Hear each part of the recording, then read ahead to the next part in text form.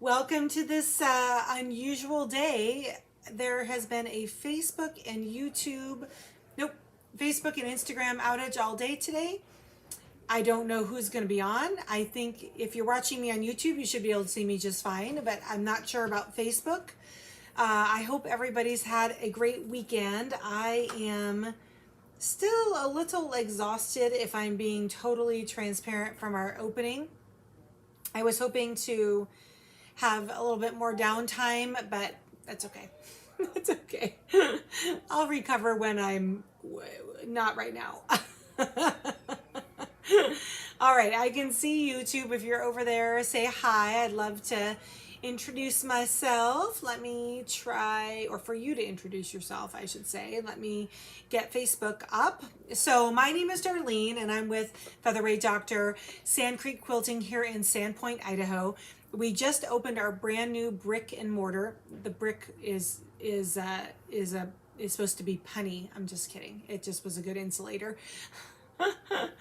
Here in Sandpoint at the Cedar Street Bridge on the second story, and with all the festivities over the weekend, I wanted to do a regular show today. Well, it says, oh goodness. Oh no, okay, well it says I'm on Facebook, so that's good. So let me say hi to some friends and then we're gonna get started. I have lots of stuff to cover tonight. We're talking about a technique when used with free motion quilting. It's called pattern transfer. It's something that I teach in some of my classes, and I had some questions over the weekend from some new people through the door for the first time, and I thought it would be a good time for everybody to review where people can find ideas for free motion quilting and then how to execute them once you have an idea. I found this on the web. Oh, sorry. My watch was talking to me. Okay. So we have Linda's on from Tennessee and Angel's on from Houston. Hi, hi, hi, hi. Bernadette's on from Canada. Thanks for joining me, my dear. Let's see, Sandy Martin is over on YouTube. Missy's in sunny Redmond. Blue Diva or Polly is over on, let's see, what's that app? Is it, so, oh yeah, server offline still in UK. Interesting. Cindy Matthews is on. Odie's on. Hello, hello, hello. Mel and Joe are there. Becky's over on YouTube. Yeah, Sandy's right. It just came. Facebook just came back up in the last hour here. And Kim Warren, she said, Monday with the doctor. I know. Oh, you're in the woods. I hope your connection holds also. Hi, Carolyn. Callie Wickeritz Asher from Ohio. Thanks for joining us. Nancy's in Navarre, Florida. Kathy is in Addie, Washington. Hi, guys. All right, so I had a gal come in over the weekend, and she was looking for some education on how to figure out what kind of quilting to do on your quilt.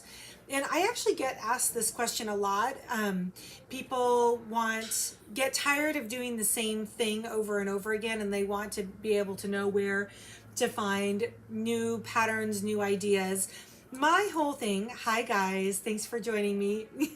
Hi Gloria Ann.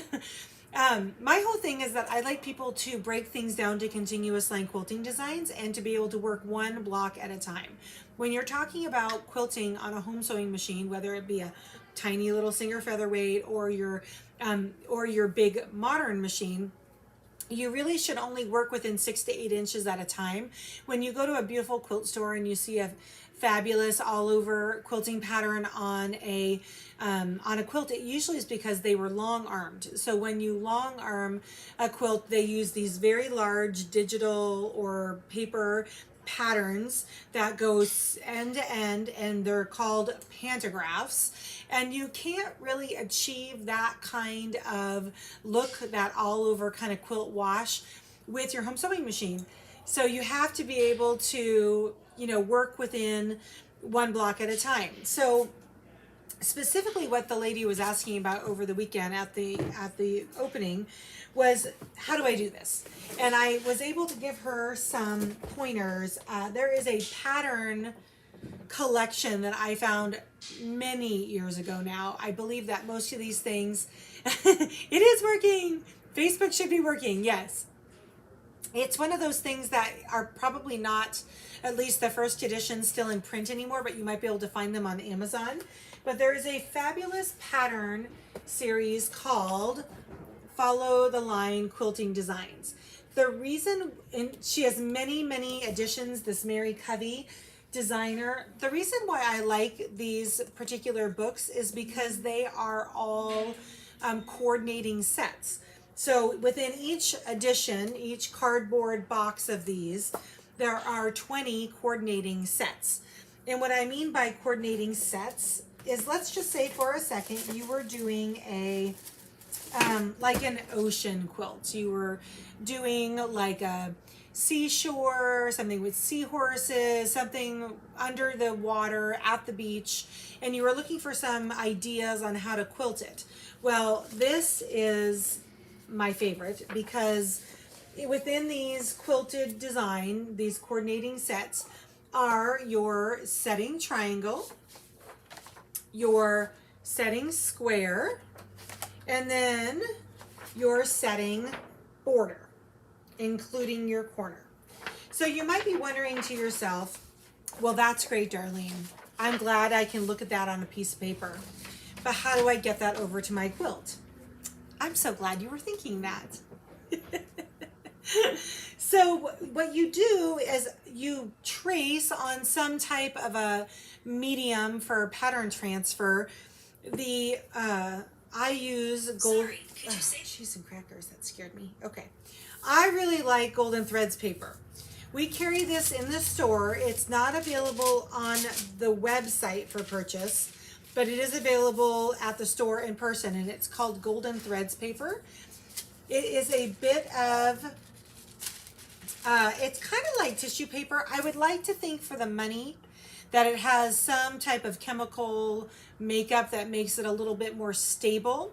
The reason why I like this paper is if you were doing a design, hi guys, thanks for joining me. If you were doing a design on your quilting through it and you had to do many of the same design, this stuff is kind of awesome. What you do is you take your pattern. We're gonna show this on camera right now. So let me put my little mortise on the floor. Okay, let me switch to my other view. Okay, so we're gonna take these patterns. I need to make a few more of the setting triangle, so I'm gonna set this down here, and I have pre-cut some layers of this paper. So this is called the Golden Threads paper. What I'm going to do is I'm going to trace on one with my fabric marking tool. This is very important, friends, to make sure that you are using a marking tool that's for going away after you use it, because if you use a Sharpie, I have learned the hard way on this stuff, and as you stitch through your drawn line, the Sharpie will transfer down into the quilt and you'll have a Sharpie dotted line. So you want to make sure you use a pen in a real quilting scenario for that is meant to be removed. All I'm doing right now is I'm tracing out my pattern. I'm going to show you how you make a bunch of the same patterns with one drawn top page. And as you can see, I am not the best drawer in the entire world. So that's okay though, because no one knows that I missed the line after I pull this off. Ooh, all the way around.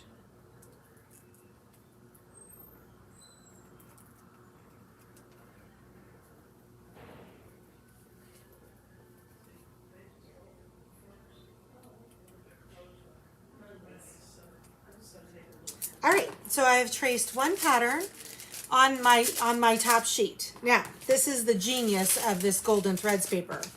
What I'm going to do is I'm going to set my pattern aside and grab Morticia here. And as you can see, I have my free motion quilt already installed on Morticia.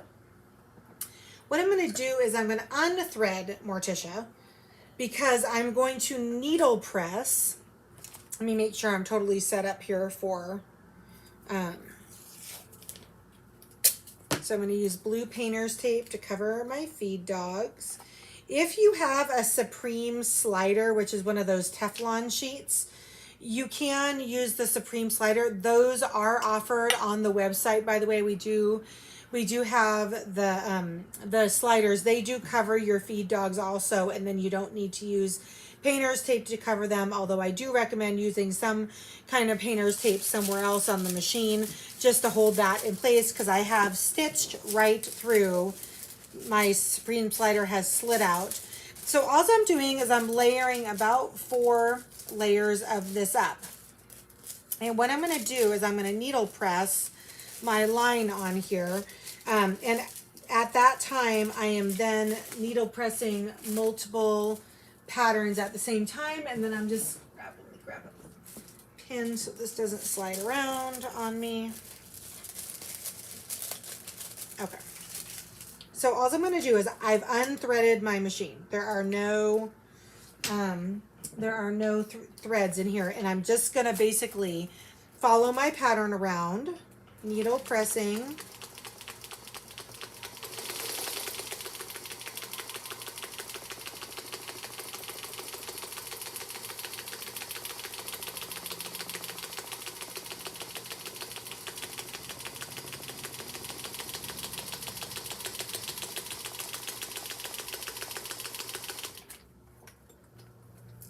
Make sure if you have to stop to move your hands that you end needle down.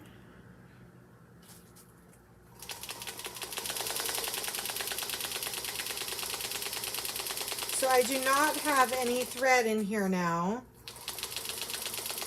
because I'm trying to make a needle line to follow.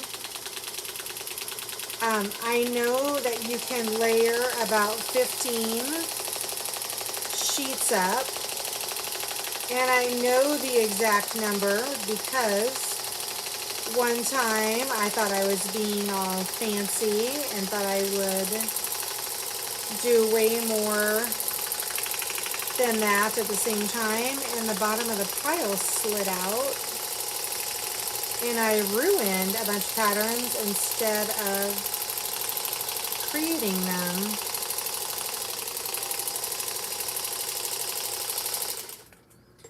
As you can see, Morticia is particularly smooth and fast and quiet. Okay, so you can see here from the back, I now have a total needle line and 4 duplicate copies of the same pattern. It's the easiest way of doing that other than to draw out all of them and then they're single use patterns. So now you can see here I have my patterns all pinned down. You want to make sure you use pins to pin them down. I have my painter's tape on, and I'm going to thread up my machine again since I am now going to actually sew instead of just make a needle line.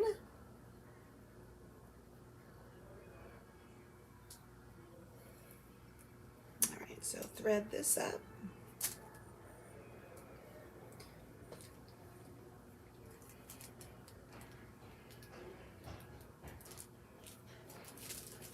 Okay, so on the center here, I'll show you how this kind of works. Oh,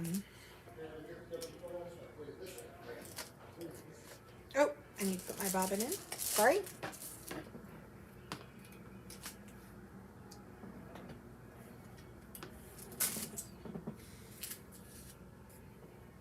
It helps if I have a bobbin in here, right? Okay, there's that. All right, let's try to actually bring the threads up now. So for quilting, I always make sure I start with both my bobbin and my top thread on the top of the project, and I secure them in my fingers before I get started. Then I'm going to make a series of little baby stitches here. Yeah, you probably will need to replace the needle after doing several of these. I know. Oh, you guys are so cute. This is, look at the, yes, exactly. All right, so I'm gonna do some little baby stitches on here to kind of lock my threads down. And now I'm going to sew out the middle section. I'm using red thread on here so that it's easy to see. And again, if you're not perfect and you miss your line, no one is going to know but you. You're the only one who's going to know. Because as soon as you're done sewing this, when you pull the paper off, no one knows that you missed your line. So all I'm saying is everybody needs to give themselves a little bit of a break.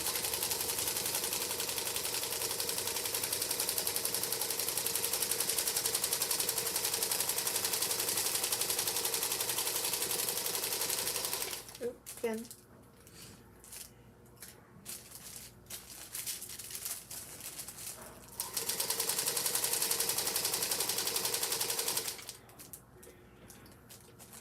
normally I wouldn't stop on a smooth curve like this, but this particular pattern doesn't have anything but smooth curves.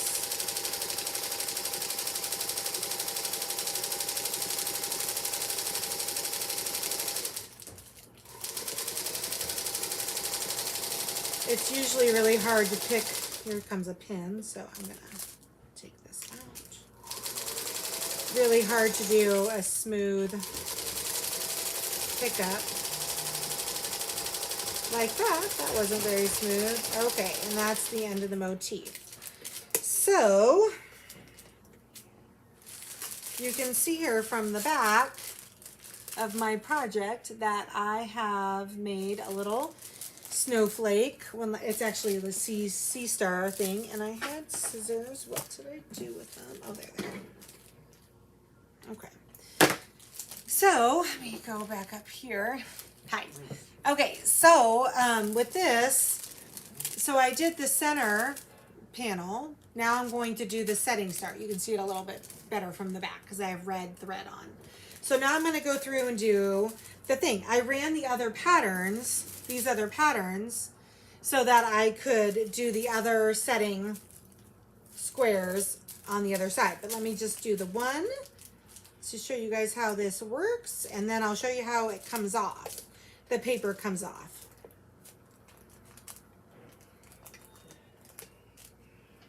So Franny, you actually don't change your stitch length on this because you're in free motion quilting and you've covered your feed dogs.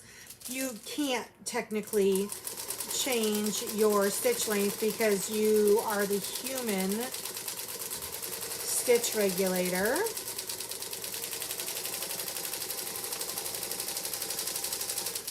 Okay, I'm going to reposition my hands here.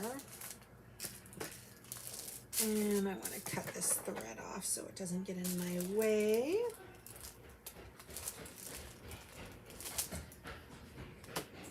Let me go back on here to there. Okay. You need the pins on your project with this paper stuff just to start off, because once you start quilting with it, the it's sewn to the sandwich, so it's not like you can't move it. It stitches itself down.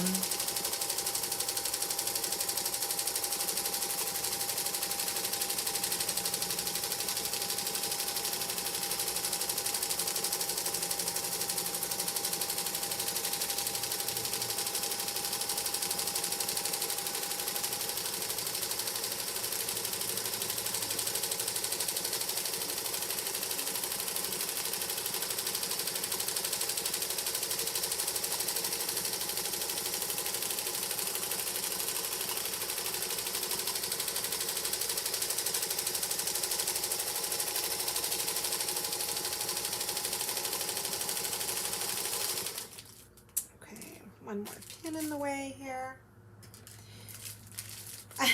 It does take a lot of practice. Why do you stitch? I'm stitching through the paper to follow the pattern, Debbie, that is drawn on my paper. Okay, and end with the little baby stitches. So here, let me show you what I got here. So you can see here that I've got the setting triangle pattern and the center motif pattern. When this is done, I'll have a setting triangle in each of the patterns. But I was going to show you how to take this off. Lots and lots and lots of practice, Linda, in Tennessee. That's how I make it look easy. So once you basically start tearing, you're going to have a little snow globe underneath your sewing table. But once you get it started, it comes pretty easily. Sometimes you need to use your finger nail to kind of get it going, and then it just starts coming pretty easy. And then no one knows that you kind of used a pattern to sew through. I have several editions of this pattern series called Follow the Line Quilting Designs. I love them. And before I had access to digital patterns on my long arm, I would use these patterns almost exclusively for ideas and such, because you don't need to recreate the wheel. Someone's already done it for you. You just need to have access to and know what you're looking for in the marketplace for patterns. But continuous line quilting designs are great because they make your starting and stopping less frequent, which is kind of a cumbersome thing to. I should have done something that was a little less lines. This is a pain in the tail to get the paper out, but you guys get the idea. And then if like on here where you had some kind of get stuck, if you just use your fingernail and kind of there, dislodge it, it comes right off. So the other thing I did here, you can see my little squiggly line out here.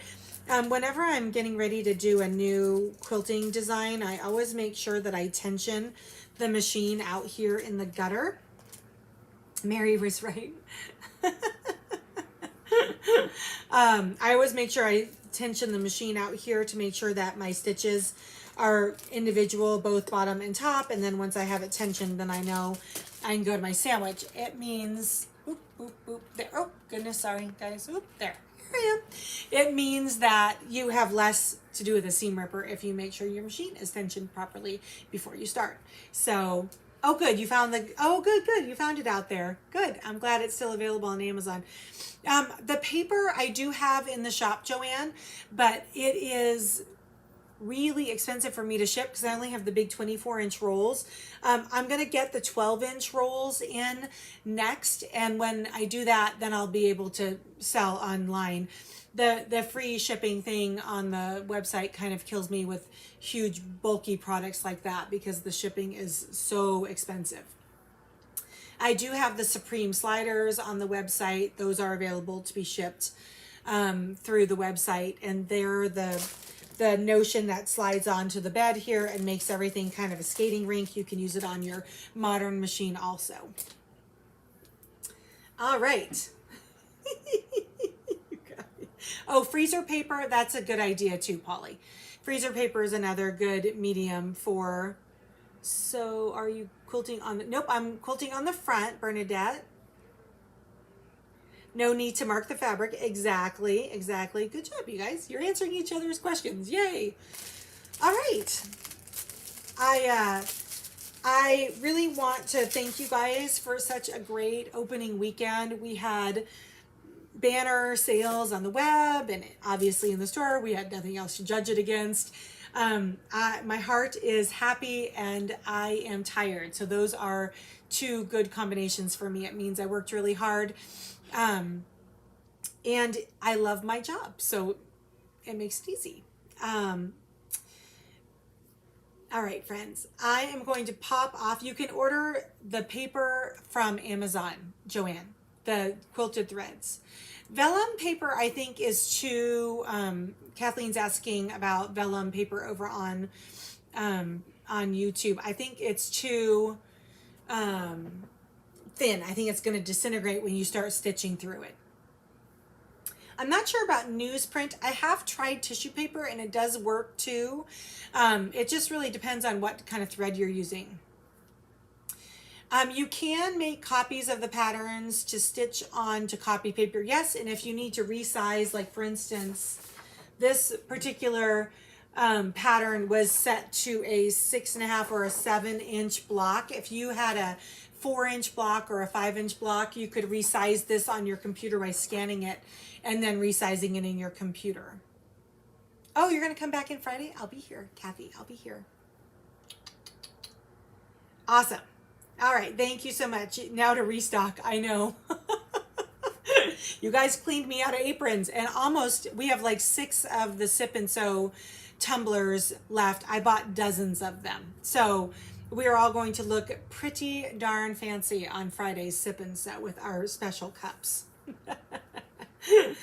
All right, friends. Thanks for popping on with me. Thanks for putting up with the internet issues tonight. I'm glad it looks like most of you found your way over to YouTube, since Facebook is still up and down. Thanks so much. I will look forward to seeing you on Wednesday. Thank you, Joanne. I appreciate it. The spa day is coming up in November. Sandy Martin's asking about that. I think what we're going to do is I can have 9 in person, and I'm going to do 10 more on the computer, and we're going to merge the in-person and the online audiences. I know. More aprons are coming, Mary. We are going to be getting more in. We're going to be getting more in December. Denise did not drink too much wine. She was good. She was good. Didn't Denise and Ray do a good job on the shows? I watched it back later on. Oh, good Lord. My sister is a nut. My sister is a nut. All right, friends. Oh, good. Yay, yay, yay. Sounds good, Gwen. Thanks for letting me know you got your order. It's called Red Dirt. That's right, Odie. All right, guys. I'll see you on Wednesday at 4 o'clock Pacific right here on YouTube and Facebook. We'll talk to you soon.